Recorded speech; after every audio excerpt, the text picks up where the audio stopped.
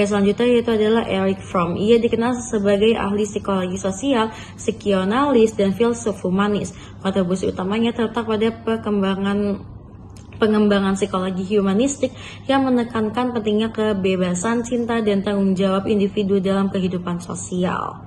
Fromm percaya bahwa kebebasan sejati hanya dapat dicapai bila individu mampu menggunakan kebebasannya secara bertanggung jawab dan berorientasi pada nilai-nilai kemanusiaan. Karya-karyanya yang terkenal antara lain adalah Escape from Freedom, The Art of Loving, dan Man for Himself, yang menggambarkan pandangannya tentang humanisme dan kebebasan individu. Selanjutnya adalah Sigmund Freud, tokoh-tokoh dari psikoterapi. Sigmund Freud adalah seorang dokter saraf dan bapak psikoanalisis dari Austria. Sigmund Freud lahir di Moravia tahun 1856 dan wafat pada tahun 1939. Ia menempuh pendidikan kedokteran di Universitas Wina. Ia memperkenalkan konsep bahwa pikiran manusia dibagi menjadi 3 bagian. Yang pertama adalah kesadaran atau conscious, yang kedua adalah prasadar, preconscious, yang ketiga adalah ketidaksadaran atau unconscious. Menurut Freud, bagian paling berpengaruh adalah pikiran bawah sadar yang tersimpan kenangan, emosi. Freud menilai bahwa pikiran bawah sadar mengendalikan perilaku dan emosi manusia. Selanjutnya ada R.D. Laing.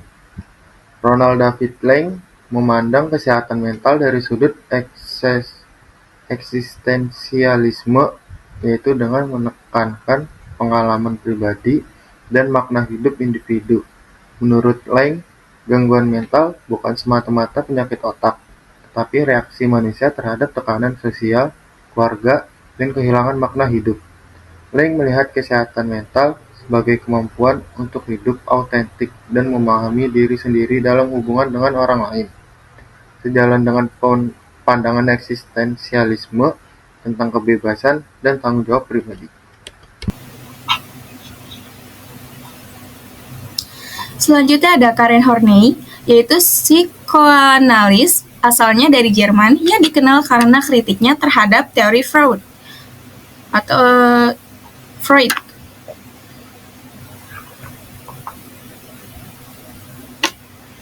Terutama dalam pandangan tentang perempuan, ia menolak gagasan bahwa perempuan memiliki kecemburuan terhadap laki-laki dan justru menekankan bahwa pengalaman sosial dan budayalah yang membentuk kepribadian serta sumber kecemasan manusia.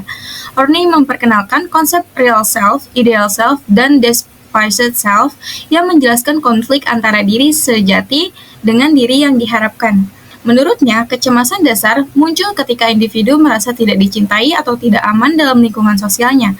Melalui pemikirannya, Horney dianggap sebagai pelopor psikologi feminis dan berperan penting dalam perkembangan teori kepribadian dan psikoterapi modern.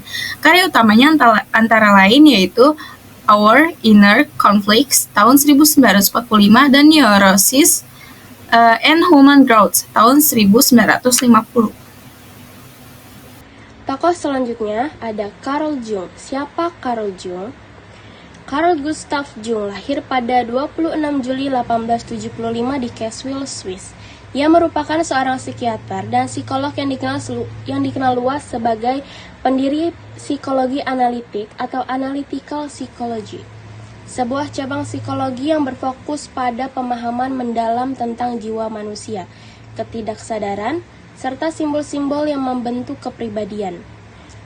Jung tumbuh dalam keluarga religius dan menunjukkan ketertarikan pada filsafat, mitologi, dan ilmu pengetahuan sejak usia muda. Ia menempuh pendidikan di Universitas Basel dan melanjutkan studinya di Universitas Zurich. Minatnya terhadap dunia kejiwaan semakin berkembang. Jung meninggal dunia pada 6 Juni 1961 di Kuznets, Swiss, meninggalkan warisan besar dalam dunia psikologi dan pemahaman tentang manusia. Kontribusi utama Carl Jung. Yang pertama ada pendiri psikologi analitik atau analytical psychology. Jung mengembangkan pendekatan baru dalam memahami jiwa manusia yang disebut psikologi analitik. Berbeda dari psikoanalisis Freud. Menurut Jung, kepribadian manusia terdiri dari kesadaran pribadi atau personal unconscious dan ketidaksadaran kolektif atau collective unconscious, konsep yang menjadi dasar pemikirannya. Yang kedua, teori tipologi kepribadian introvert dan extrovert. Ia menambahkan 4 fungsi utama dalam cara berpikir manusia: pikiran, perasaan, institusi, dan penginderaan. Kombinasi tipe dan fungsi ini menjadi dasar bagi pengembangan tes kepribadian modern seperti MBTI. Yang ketiga, konsep ketidaksadaran kolektif dan archetype.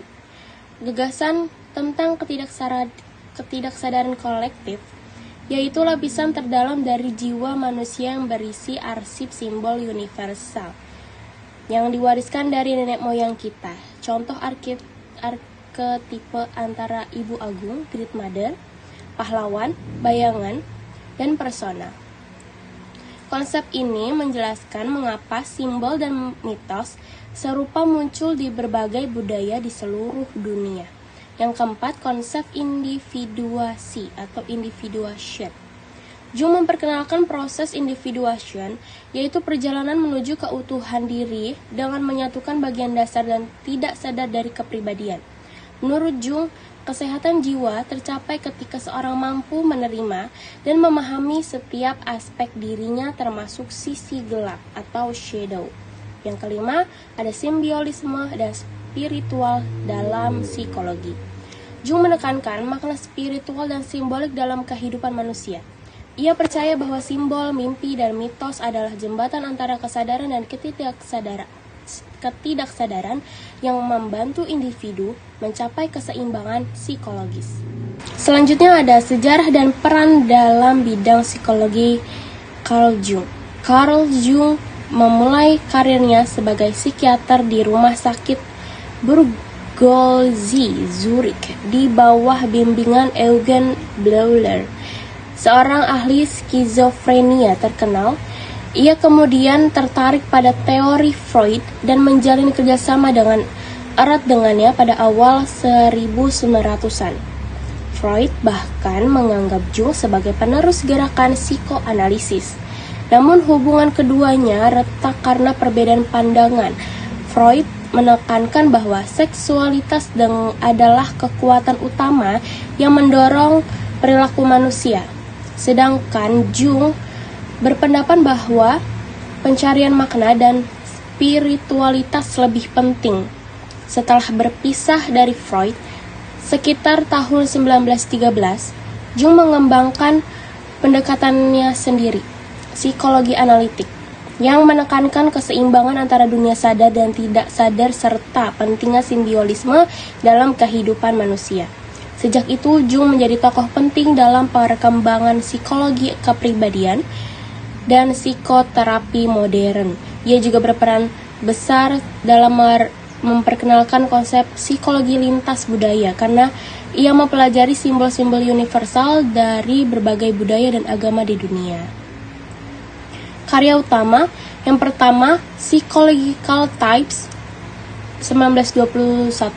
Yang kedua ada Archetypes and the Collective Unconscious 1959. Man and His Symbol 1964.